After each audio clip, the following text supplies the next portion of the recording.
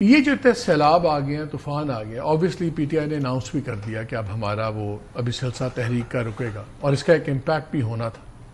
कितना नुकसान होगा, जानी माली के विषय में बात नहीं कर रहा, पॉलिटिकल इसका इम्पैक्ट क्या होगा, बिकॉज अभी चल रहा है। अभी तो ये मानसून की और तबाही हमें सितंबर तक इतलात आ रही है कि सितंबर के फर्स्ट सेकेंड वीक तक और स्पेल्स आ सकते हैं, खुदा ना खास्ता और तबाही होगी। फिर इसका एक रीबिल्डिंग प्रोसेस है, रिकवरी प्रोसेस है।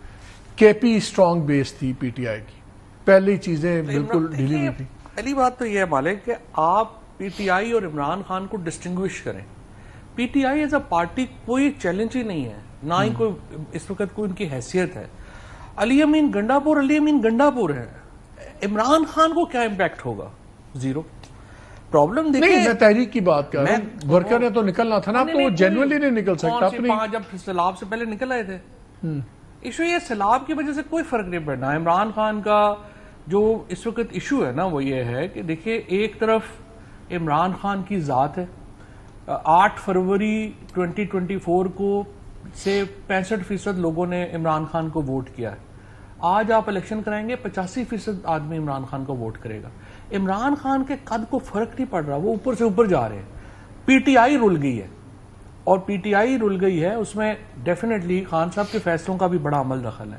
और इस वक्त तक एस्टैब्लिशमेंट में और खान साहब में एक ही कंसेंसस लग रहा है, और ये लग रहा है कि पीटीआई नहीं होनी चाहिए।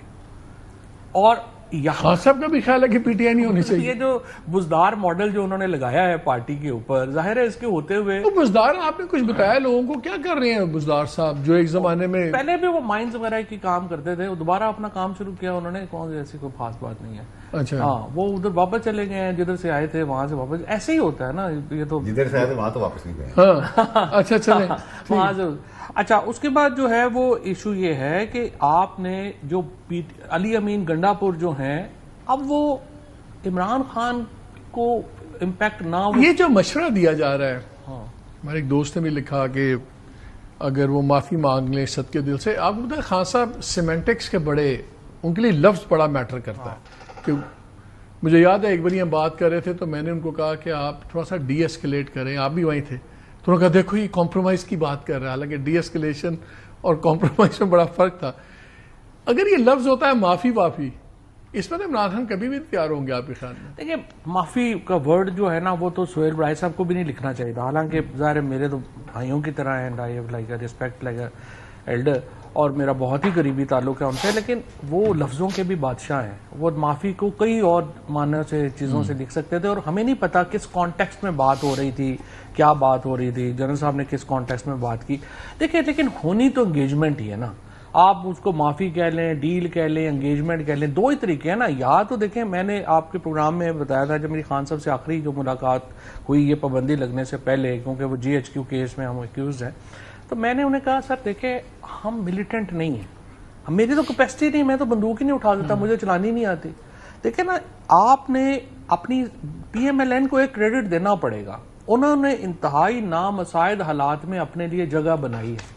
पीटीआई को इंतहाई नामसाइद हालात में अपने लिए जगह बनानी थी। मैं आपके प्रोग्राम में पहले भी कह चुका हूं कि जो सबसे बड़ी गलती जो मुझे अपनी लगती है, वो ये लगती है कि फैसल ने तो अपने राब्ते ख़त्म नहीं किए जब खान साहब ने और पार्टी ने कहा। टू बी फेयर, फैसल से मुझे इसलिए मैं इसकी इज्जत भी करता हूँ, भाइयों की तरह भी है, और इसने अपनी जो पॉलिटिक्स भी की है ना, इसने खान साहब को भी जाके कहा जी कि ये नहीं मैंने करना।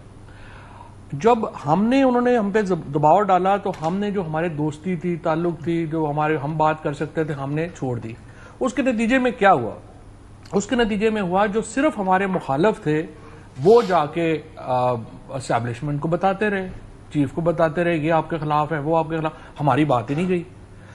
वो जो एक राब्ता रहना चाहिए था, जो हमें अपना पॉइंट। और देखें, सिंपल बात है, मैं अगर मेरी कनपट्टी पे बंदूक होगी, मैं सियासत नहीं कर सकता। मैं कोई अपने दाल रोटी की रेडी लगा लूं, कुछ कर लूं, बट देखिए, मुझे रोम मिलेगा तो मैं पॉलिटिक्स करूंगा ना, वरना मैं नहीं कर सकता।